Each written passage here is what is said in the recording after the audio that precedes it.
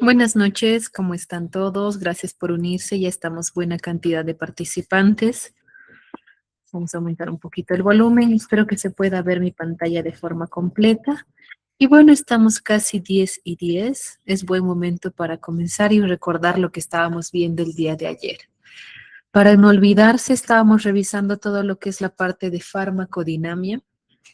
Farmacodinamia avanzada haciendo énfasis en los receptores, ¿verdad? No se olviden que farmacodinamia es lo que el fármaco le hace al organismo, la acción o el efecto terapéutico que tiene en cada proteína, en cada receptor. Hemos estudiado también los 4 tipos de receptores celulares. Tenemos los receptores de tipo 1, 2, 3 y 4, ¿verdad? Los estábamos revisando con detalle. El receptor de tipo 1. Acá un zoom del receptor de tipo 1. También vimos los receptores de tipo 2, los que están acoplados a proteínas G. También el receptor de tipo 3, que son los que están asociados a enzimas. Y el receptor de tipo 4, que se encontraba dentro del núcleo. Además, estábamos viendo los tipos de regulación que tienen los receptores cuando hay el fármaco en exceso, la desensibilización rápida, la resensibilización y la regulación descendente. Además, en cuanto a efectos, estábamos aprendiendo la diferencia entre un fármaco agonista versus fármaco antagonista. Un fármaco antagonista es aquel que se sienta en la silla o ocupa el receptor, pero no produce respuesta. En cambio, el agonista se une y desencadena una respuesta celular o un cambio bioquímico. Recuerdan que vimos que hay agonistas totales, parciales o inversos. Y en cuanto a antagonistas, tenemos antagonistas competitivos, no competitivos o alostéricos, irreversibles, funcionales o químicos. También estábamos estudiando la parte de mecanismos de acción, otras formas en las que el fármaco actúa, pero sin unirse a receptores. Y bueno, ahora sí voy a compartir la pantalla en grande antes de pasar a la parte que es las curvas de dosis. Listo. Mecanismos de acción en el que los fármacos no utilizan receptores, sino que ejercen efectos de otras maneras. Hablamos de la parte osmótica, hablando del movimiento del agua. Donde hay más moléculas, pues el agua avanza, el agua viaja de donde hay más a donde hay menos. A eso se llama osmóticos. Como ejemplo, los laxantes y diuréticos. Otros teníamos a los antisépticos que destruyen proteínas de la pared de microorganismos, de virus, de bacterias y se utiliza para desinfección de heridas y superficies. Otros teníamos a los precipitantes de proteínas como el ácido tricloracético, polietilenglicol y agentes quelantes que actúan como un imán de metales pesados. También los que son absorbentes, utilizadores en intoxicaciones o antidiarreicos, como el carbón activado, en el que las moléculas que están causando la intoxicación se adhieren a una superficie sólida, que en este caso es el carbón. Y otros son los antiflatulentos, que hacen que las burbujas de gas, que son muy grandes, cambian la tensión superficial, haciendo las moléculas más pequeñas y fáciles de eliminar. También hablamos de la reacción ácido-base. Creo que esta no la vimos. Sí. La reacción ácido-base ocurre cuando el fármaco administrado, que casi siempre es por vía oral, ingresa al jugo gástrico, a este líquido gástrico que contiene un pH ácido, un pH de 3, un pH de 2 y reacciona directamente con el ácido clorhídrico para formar nuevos componentes como CO2, agua y cloruros y de esta manera neutralizar el pH ácido. Entonces tenemos acá los antiácidos como el bicarbonato, como las sales de aluminio, sales de magnesio, sales de calcio y bicarbonato, además del carbonato de calcio, que actúa directamente con los ácidos para poder neutralizarlos y de esta manera pues favorecer a mantener la barrera gastroprotectora. Ahí tenemos a los ejemplos.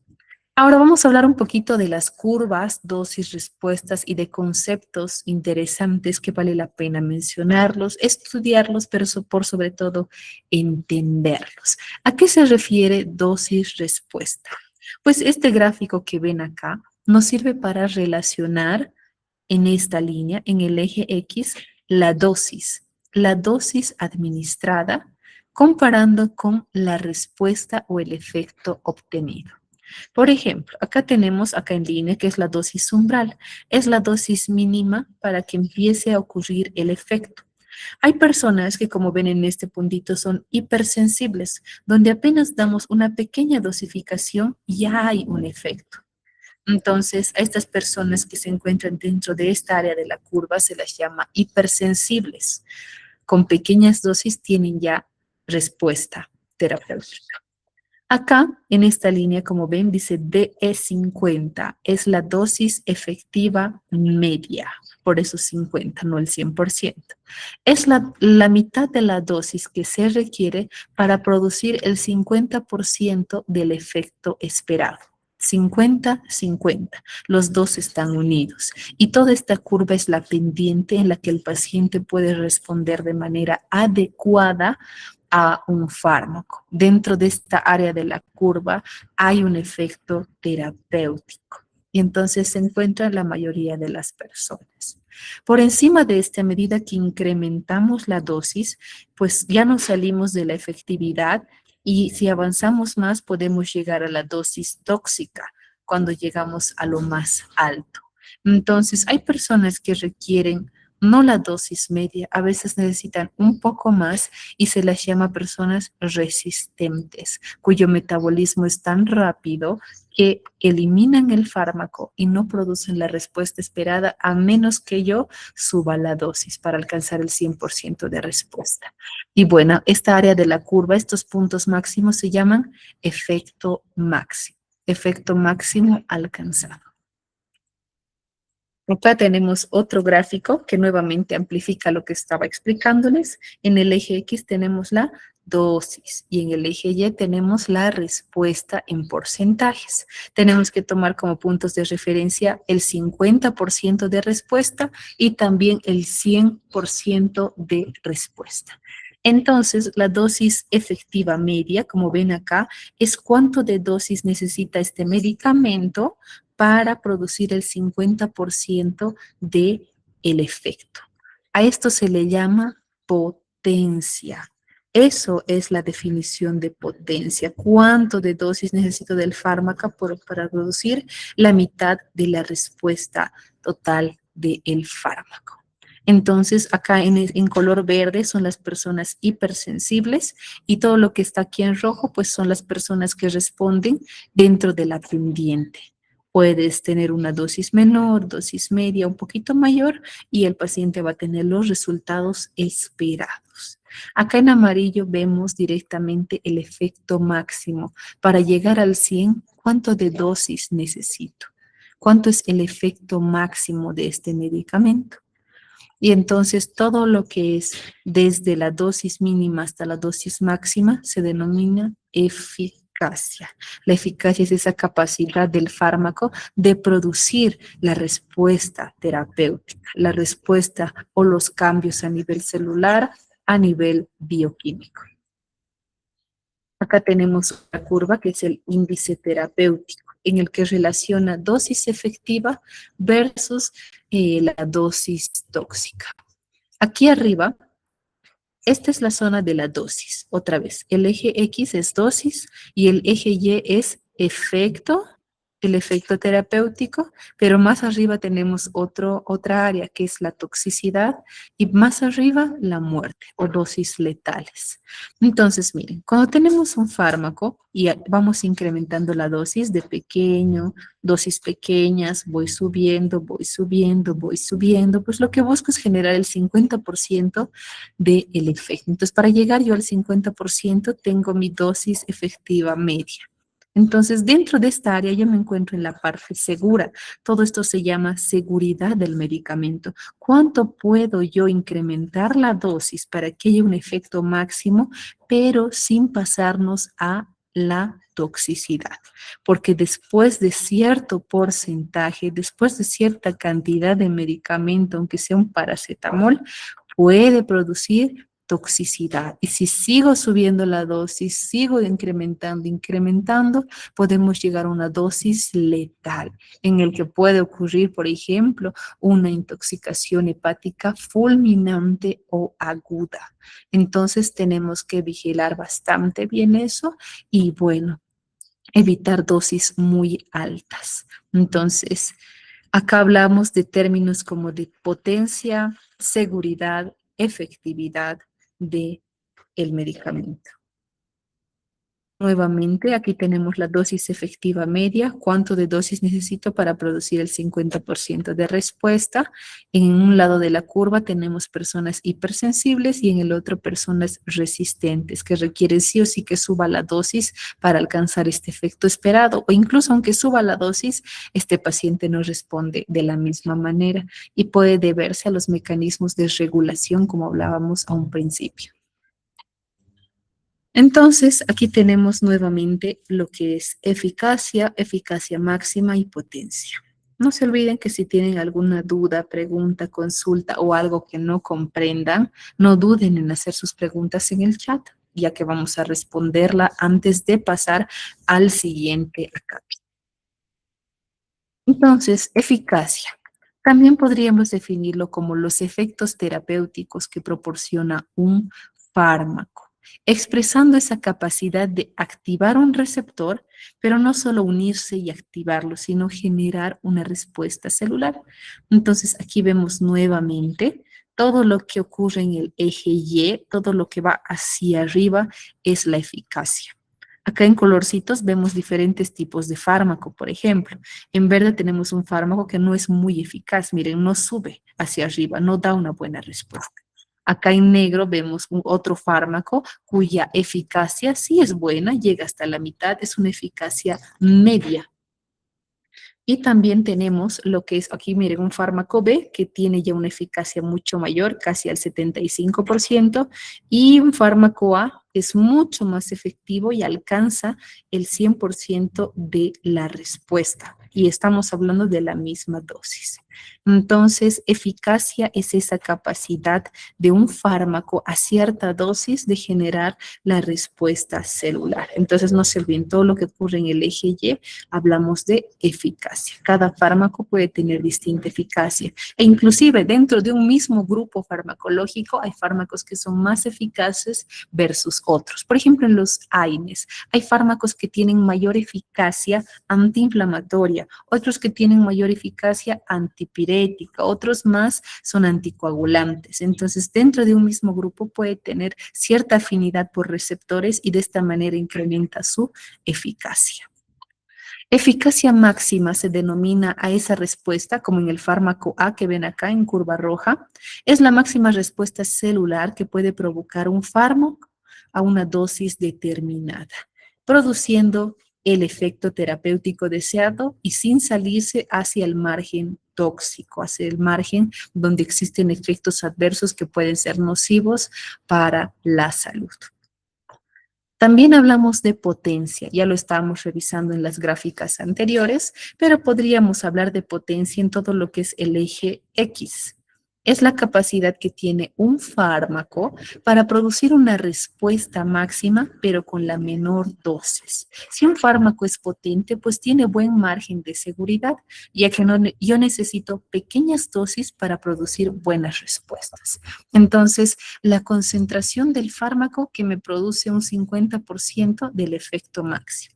Acá nuevamente, miren, en colores tenemos distintos medicamentos, distintos fármacos, y el fármaco más potente no es el fármaco que está en verde, porque miren, esto es dosis. Acá es pequeña dosis, dosis mediana, mediana, y esta es dosis alta. Si necesito altas dosis para un efecto máximo, pues no es tan potente. En cambio, este que está en línea roja, vemos que con pequeñas dosis yo ya consigo el 100% o el 50% del efecto deseado. Entonces, los fármacos más potentes son aquellos que con pequeñas dosis tengo respuesta. Y fármacos eficaces casi siempre es la mayor cantidad de respuesta a una dosis determinada.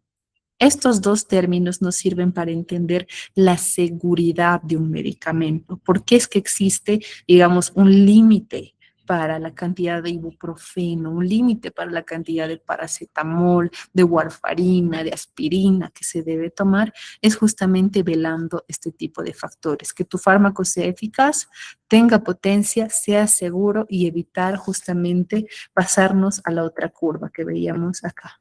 No, para que no subamos la dosis por encima y nos pasemos a la curva de la toxicidad y letalidad, que tiene mayores efectos adversos en lugar de efectos terapéuticos. Por eso es que hay que respetar las dosis y mucho más en niños o en personas que tienen comorbilidades, por ejemplo, pacientes con enfermedades crónicas, hepáticas, renales o quizá alguna enfermedad metabólica, genética por deficiencia de algunas enzimas de nacimiento, puede producir que un fármaco se suba más hacia el lado de la toxicidad y letalidad. Entonces, ese tipo de conceptos son importantes aprenderlos en cuanto a farmacodinámica. Antes de avanzar, voy a revisar el chat si es que hay alguna duda o pregunta con respecto a farmacodinamia. Y si no hay, pues nos vamos a pasar a lo que es farmacocinética y después farmacovigilancia. Creo que hay algún... aquí estamos. A ver, las preguntas que me aparecen. Dice, si hay hipersensibilidad, ¿puede llegar a ser tóxico? Bueno, hablando de toxicidad, la toxicidad es diferente a un efecto adverso. La hipersensibilidad es un tipo de reacción adversa de tipo alérgico. Entonces, alérgica versus tóxica es distinta. Lo tóxico depende del fármaco, pero la hipersensibilidad depende del organismo, depende de su sistema inmunológico que es reactivo a ese ligando. Luego Grover pregunta, ¿se puede deber la eficacia a los excipientes o a la resistencia? No, los excipientes solo ayudan a conservar, mantener y favorecer casi siempre la farmacocinética de un fármaco, pero la eficacia en sí depende de la molécula del principio activo, de cuán afín es a un receptor y su capacidad de desencadenar respuesta. Así que más que todo depende de la calidad del principio activo, la eficacia, pero la farmacocinética se mueve mucho mejor con los excipientes adecuados, por ejemplo, para que se libere de forma adecuada, para que sea de liberación retardada o, digamos, sea gastroresistente al pH ácido. Buenas noches. ¿El EDTA lo usamos como primera elección como anticoagulante? No, el EDTA se utiliza para ciertos casos específicos. Como anticoagulante en enfermedades en sí no usamos el EDTA. ¿Ok? Tenemos otro tipo de grupos que son anticoagulantes, antiplaquetarios, antiagregación para tratar a los pacientitos, como warfarina, los rivaroxaban, los que actúan en el factor 10, etcétera. Pero el EDTA lo utilizamos más en procedimientos, por ejemplo, para anticoagular un tubo de sangre para distintos efectos, pero no es para tomarlo como primera elección en pacientes con enfermedades de la coagulación. Gracias por sus preguntitas. Si van surgiendo, pues no duden en enviar sus mensajitos en el chat. ¿Ok? Vamos a continuar con la siguiente parte, que es farmacocinética.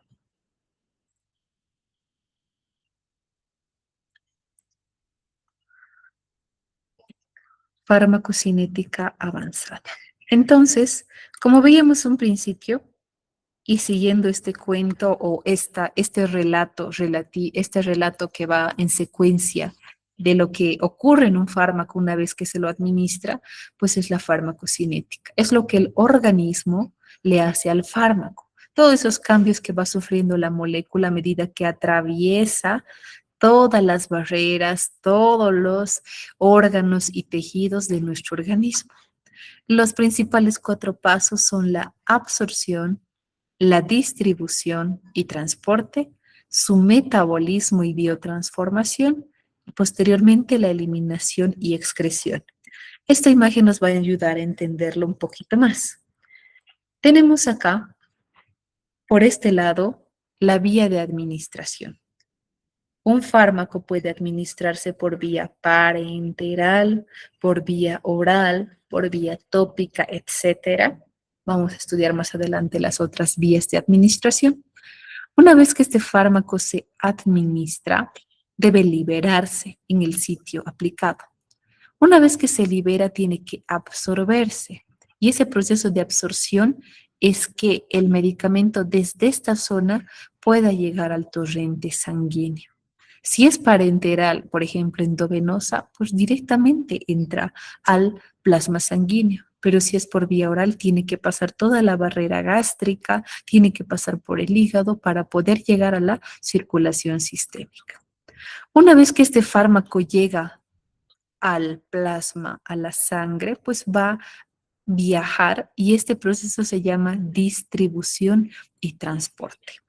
Pero el fármaco no va solito, la molécula no va libre, flotando en el plasma, sino que necesita un transportador, como un autito que lo lleve a distintos tejidos para que no sufra transformaciones y para esto existen las proteínas. Normalmente se unen a proteínas para que puedan transportarse y luego tienen que liberarse de estas proteínas para que el fármaco entre en el tejido. Ahora, este fármaco que está en la sangre, pues lo que queremos es que llegue a esta zona, que dice dónde están los receptores o los sitios de acción en los tejidos. Queremos que llegue justamente a este sector para que ocurra todo lo que hemos ido hablando, que es la farmacodinamia, que se una a su receptor de proteína G, que genere su segundo mensajero, que amplifique la señal y bla, bla. Queremos que llegue a este sector. Pero no va a llegar todo, absolutamente todo, sino que cierto grupo de fármacos se va a quedar aquí, unido a proteínas. Algunos se van a almacenar en el hígado, en la grasa, se pueden almacenar, pero no presentar ninguna respuesta. Y luego, este fármaco, una vez que hace su acción en los tejidos, tiene que eliminarse, no se puede quedar de forma permanente. Así que van al sitio principal del metabolismo o a nuestro laboratorio bioquímico de nuestro organismo, que es el hígado. El hígado es el que se encarga de transformar estas moléculas en moléculas que se puedan excretar por vía biliar, por vía renal, por vía de la piel, por secreciones, por saliva, etcétera. Entonces, después del metabolismo ocurre la excreción, la eliminación de este fármaco de lo que es el organismo, donde ya no presenta ningún tipo de respuesta o efecto terapéutico. Entonces, vemos que la fase 1 se llama farmacéutica, es lo que está a este lado. Esta fase es la administración. La segunda fase es la farmacocinética, donde el fármaco se encuentra disponible para absorberse. Y la fase 3 es la que ocurre aquí arriba, en los tejidos, la farmacodinamia, donde ocurre la interacción entre el fármaco y su receptor. Entonces, hay algunos conceptos importantes que comprender en cuanto a absorción. La principal vía de absorción, como mencionábamos, va a ser el tubo intestinal. La mayoría de los fármacos se administra por vía oral. Vamos a dibujar acá lo que es la barrera. Disculpen mis dibujos, no es fácil dibujar en computadora, es mucho más fácil a mano. Lo que estoy dibujando acá son los enterocitos, que tienen sus microvellosidades, tienen como unos pelitos, unos cabellitos que aumentan la superficie de absorción. Entonces, miren, tenemos que hay algunos fármacos, voy a dibujar acá en rojito, estos fármacos que se llaman X acá. Hay fármacos que pueden moverse dentro de las células o atravesar las membranas de las células de forma pasiva, simplemente por cargas eléctricas. Cuando la molécula es pequeña, pueden atravesar por medio de permeación. La permeación es justamente esa capacidad de esta molécula de poder entrar sin gastar energía. Puede ser por medio de un transportador de agua, que esta molécula se mueva junto al agua y no gaste energía para poder ingresar. O puede ser que, que esta molécula sea lipídica, que se pueda fusionar bien con los fosfolípidos y atraviesa de manera tranquila en el enterocito. O también puede ser una difusión facilitada. La difusión facilitada y la pinocitosis, esas sí gastan energía. Cuando tenemos moléculas más grandes, moléculas más pesadas que tienen que absorberse, casi siempre ocurre el gasto de energía. Por ejemplo, esta molécula tiene que unirse a un transportador. Una vez que se une esta proteína, recién va a poder ingresar. O si la molécula es más grande, tiene que como que tragarlo el enterocito y formar una vesícula. Y eso se llama pinocitosis y endocitosis de los fármacos. Entonces, la diferencia entre estas va a ser que la difusión pasiva no utiliza gasto de energía, en cambio la facilitada y la pinocitosis sí ocurre gasto energético. Y la molécula del gasto energético, sabemos a nivel celular, es por excelencia el ATP, adenosín trifosfato, nuestra moneda energética. Esta es como el dinero en nuestro organismo. Con esto se mueve absolutamente todo. Entonces, absorción, continuando con los conceptos, la absorción es justamente este movimiento de sustancias desde el exterior del organismo hacia la circulación sistémica. Para que ocurra este movimiento tiene que haber sí o sí transporte molecular, con gasto o sin gasto de energía. Entonces, también continuando esta historia relativa de lo que es los cambios que ocurren en un fármaco a medida que se administra, tenemos lo que es el efecto de primer paso. Eso se refiere a la metabolización del fármaco antes de llegar a la circulación sanguínea. Entonces, cuando un fármaco se administra por vía oral, dijimos que primero entra al intestino, ¿verdad? Del intestino el enterocito lo va a absorber y perfecto.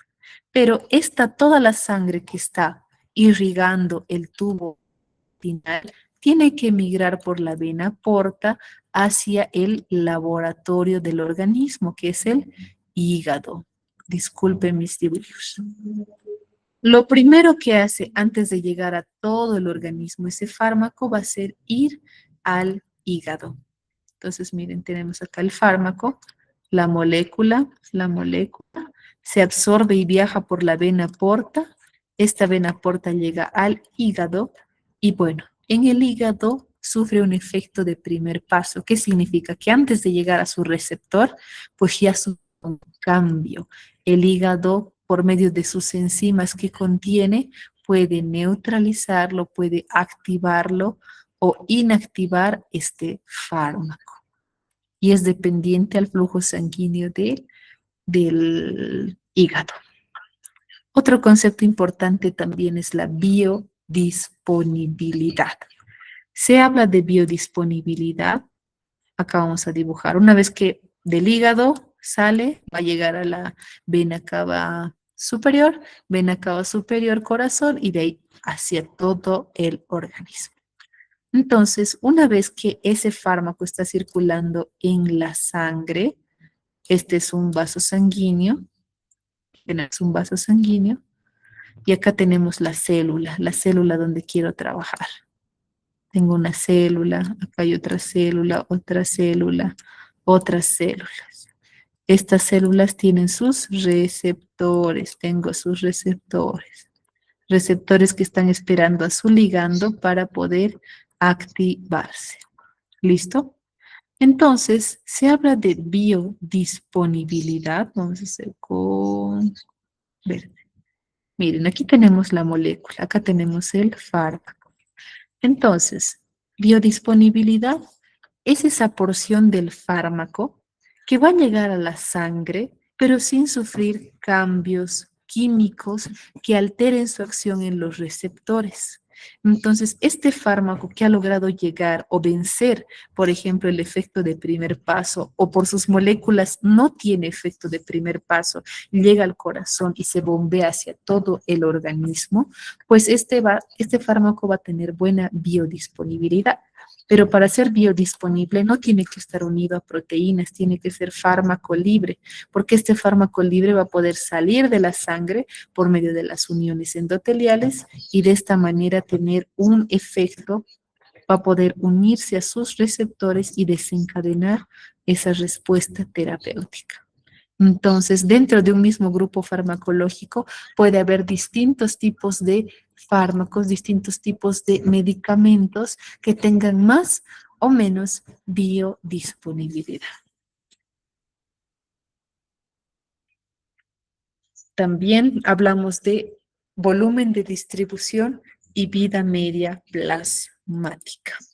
Se dice volumen de distribución, como veíamos a un principio, nuevamente hablando de transporte. Vamos a dibujar un vaso sanguíneo. Tenemos ahí un vaso sanguíneo que contiene una cantidad de, va a ser de rojito, un fármaco. Un fármaco. Es el volumen de aparentemente necesario para contener una cantidad de fármaco en el plasma sanguíneo. Es un valor que indica el grado de distribución. En otras palabras más sencillas, ¿cuánto de fármaco necesito yo para que pueda concentrarse en el plasma? Porque si no tengo esa cantidad, entonces no va a ser lo suficiente para distribuirse en todo el organismo. Entonces, hay fármacos que tienen un menor o mayor volumen de distribución.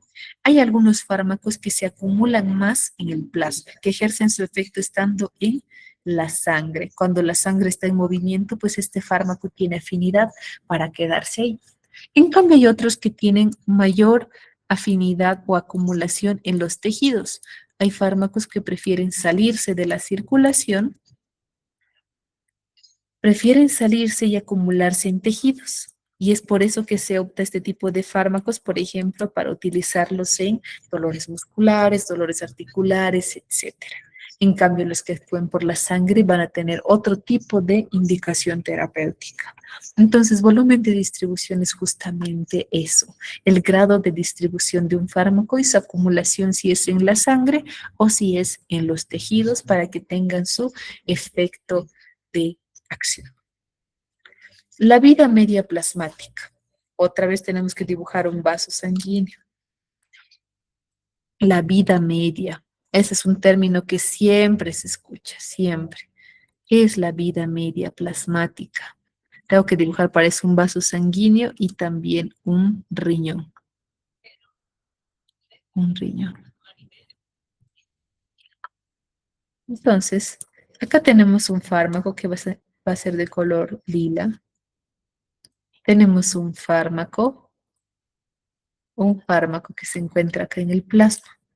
Se dice vida media al tiempo de vida útil en el plasma de un fármaco al 50% antes de ser eliminado.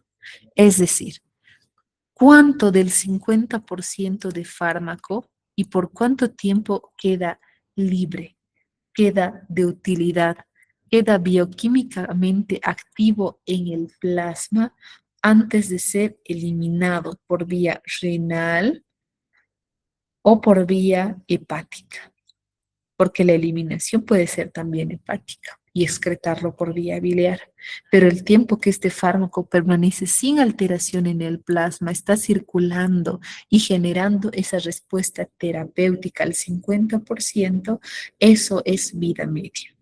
Saben que hay fármacos que tienen vida media corta, vida media prolongada y vida media retardada.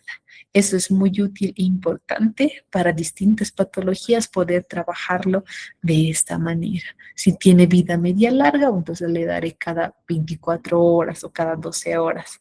Si la vida media es corta, entonces aplicaré cada 6 horas, cada 4 horas o cada 8 horas. Depende de la vida media. ¿Cuánto tiempo permanece este fármaco? al 50% antes de ser eliminado.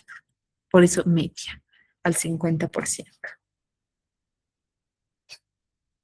Entonces, este fármaco no puede quedarse eterna ni infinitamente en el sistema, tiene que eliminarse.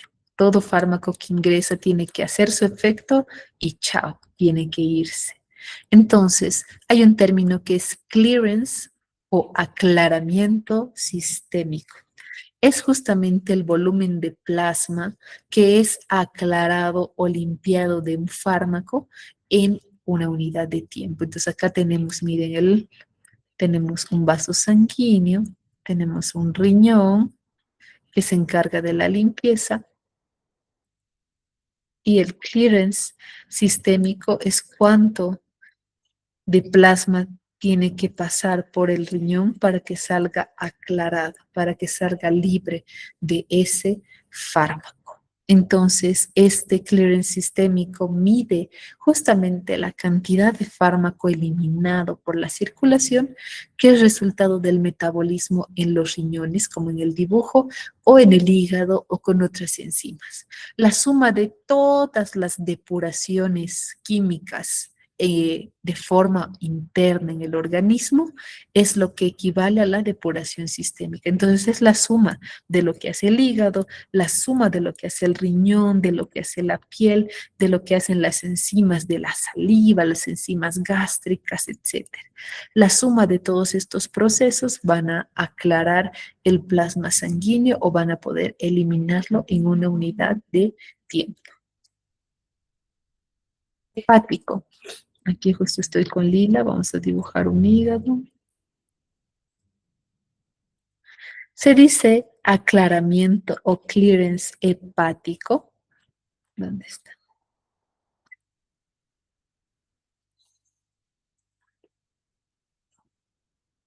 Se dice a esa eliminación eficaz del fármaco que va a llegar por medio de la vena porta, esos fármacos que han sido administrados y deben ser transformados por la célula del hígado que se llama hepatocito, lo tienen que metabolizar, tiene que sufrir un cambio que puede ser conjugación, desfosforilación, desaminación, va a sufrir un cambio a nivel hepático y después se va a encargar también de eliminarlo por medio de la bilis, excreción biliar se denomina esto.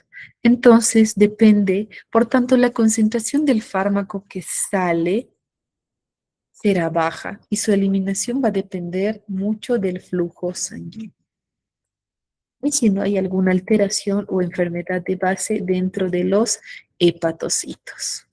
También tenemos lo que es aclaramiento renal. Se dice renal, vamos a dibujar un riñoncito, y te dice, tenemos acá un fármaco. La sangre ingresa por medio de las arterias renales junto a su vena renal y por aquí abajo sale el uréter. Entonces es la cantidad de plasma depurado, limpiado del fármaco en el que la filtración, la secreción y la reabsorción de medicamentos ha hecho que este plasma se limpie o se aclare. Entonces, este gasta más energía que a nivel hepático y hay que cuidarlo bastante. Por eso no hay que automedicarse, tomar la dosis adecuada e hidratarse mucho. Entonces, ampliemos un poquito más lo que estábamos explicando en cuanto a distribución, bueno, absorción, perdón. El paso número 1 es absorción en la farmacocinética. Podríamos definir de forma más completa, más larga, pero a la vez entendible, como el movimiento de un fármaco desde el sitio de administración, dijimos parenteral o por vía enteral, vía oral, desde su sitio de administración hacia la circulación sistémica. Para esto el fármaco no es que es un fantasma que atraviesa las paredes, sino que tiene que vencer membranas o barreras celulares por un proceso denominado permeación. que vimos que puede ser de forma pasiva o transporte activo. La diferencia entre estos va a ser el ATP. Y como les decía, el ATP es la molécula energética por excelencia. ATP, no ADP como el canal. ATP, adenosin trifosfato. Tenemos tres tipos de transportes pasivos. El número uno se llama difusión simple, en el que un fármaco desde donde hay más cantidad puede ir a donde hay menos, por medio de difusión simple. No hablamos de movimiento del agua, sino de moléculas. Difusión simple. Tenemos otro que es la filtración. La filtración es cuando las moléculas pasan entre una célula y otra por medio de las uniones celulares. La molécula es tan chiquita y es hidrófila, le atrae el agua. Esta molécula puede atravesar de forma normal en la circulación sistémica. Y otra que tenemos es difusión facilitada, donde hay transportadores en la membrana que se unen a este fármaco, se unen al fármaco y de esta manera, pues, sin gasto de ATP, le permiten ingresar a la diana que requiere actuar este fármaco dentro de una célula. Entonces tenemos también gasto de energía, no se olvide. Esa es la principal diferencia entre transporte activo y transporte pasivo. No encuentro mi mouse, aquí estamos. Entonces, en el transporte pasivo no se gasta ATP, en cambio en el transporte activo sí va a haber gasto de ATP. Este actúa por medio de bombas y transportadores. Por ejemplo, yo tengo aquí un transportador. Este transportador, cuando no tiene energía, pues se encuentra cerrado. ¿Cómo puedo abrir yo la puertita? Pues por medio del efecto de llave cerradura. Tengo que poner la llave, girar la cuerda para que se pueda abrir esta puertita. Y se hace exactamente lo mismo, pero hablando más de nivel molecular, hablando a nivel químico y bioquímico. Entonces tenemos bombas y transportadores y si la molécula es muy grande y no puede entrar por estos pequeños receptores, pues podemos utilizar la pinocitosis. Cuando una célula es como que se traga a ese receptor, traga o internaliza y forma unas vesículas que se llaman pinocitosis. Este proceso se llama pinocitosis. La diferencia, la utilización de ATP. Entonces, ¿cuáles son los lugares principales donde se absorben los medicamentos? Donde hay mucosas. La mucosa en histología pues contiene dos tipos de tejido. Un tejido epitelial en la superficie y un tejido conectivo conjuntivo altamente irrigado por debajo. Eso es lo que forma las mucosas. Y la principal de todas, la que se lleva el premio, es la mucosa digestiva, porque es bastante superficie, bastante cantidad. También se encuentra la mucosa bucal, la mucosa del estómago y la mucosa intestinal, que es tan importante. Esta barrera es la más importante de todas porque forma el eje intestino-cerebro. Entonces, muchas veces los fármacos también pueden alterar la composición de la mucosa intestinal, pero es la menos lesiva y con buenos efectos y resultados. Entonces, tenemos otro tipo de mucosa también, que es la mucosa respiratoria.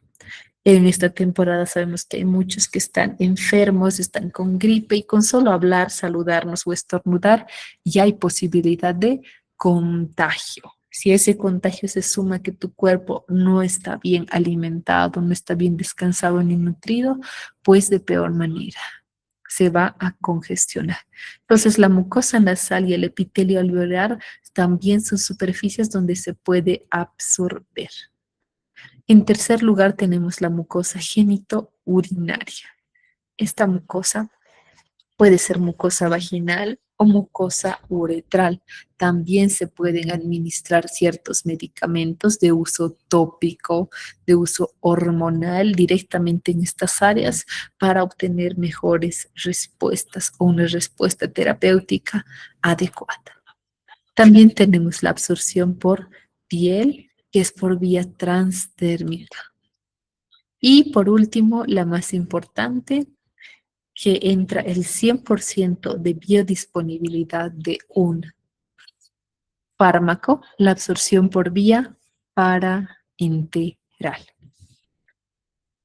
Entonces, hay factores que pueden modificar la absorción de un fármaco, lo pueden incrementar o lo pueden reducir. Hablamos primeramente de solubilidad. ¿Cuán soluble es esta molécula? ¿Es hidrosoluble? ¿Es liposoluble para que pueda atravesar las membranas plasmáticas? Hace mucho la forma farmacéutica. ¿Es forma sólida, semisólida o líquida? La concentración igual va a ser importante. ¿Cuánto de pH tiene esta ampolla, por ejemplo? ¿Es un ácido? ¿Es una base? ¿Cuánto es la cantidad de hidrogeniones que tiene este pH? También hace mucho el tamaño molecular. Si son moléculas grandes, gasta más energía para poder ejercer un efecto terapéutico. También tenemos a la circulación. Si la circulación baja o cae, pues también el flujo sanguíneo a nivel de el hígado, a nivel de estómago va a cambiar. Y entonces si el flujo sanguíneo disminuye, todo lo demás también va a disminuir. Las enzimas gastrointestinales también juegan un papel muy importante, ya que hay personas que no tienen las suficientes enzimas, otros no la tienen completo, de otras el pH gástrico también tiene bastante que ver. Uy, permítame hacerlo cargar porque ya me salió la alerta de carga. Cargar el dispositivo o se va a apagar.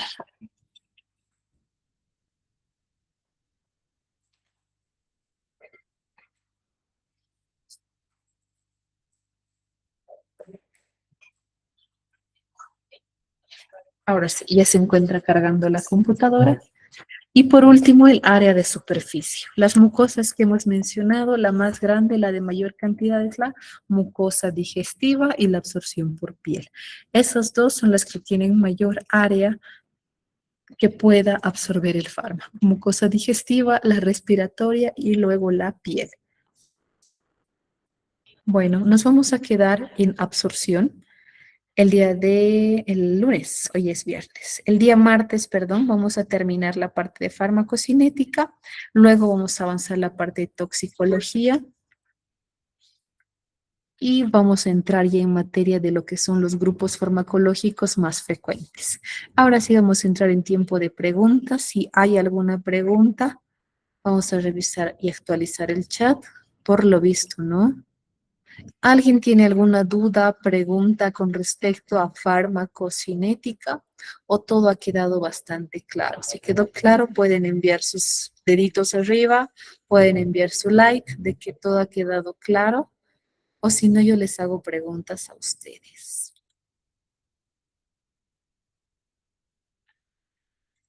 Así es, sí, voy a pasar las diapositivas mañana hasta donde se ha avanzado. ¿Alguna duda más? Creo que no. Quedó claro, ¿verdad? La parte de farmacocinética y las curvas de dosis-respuesta.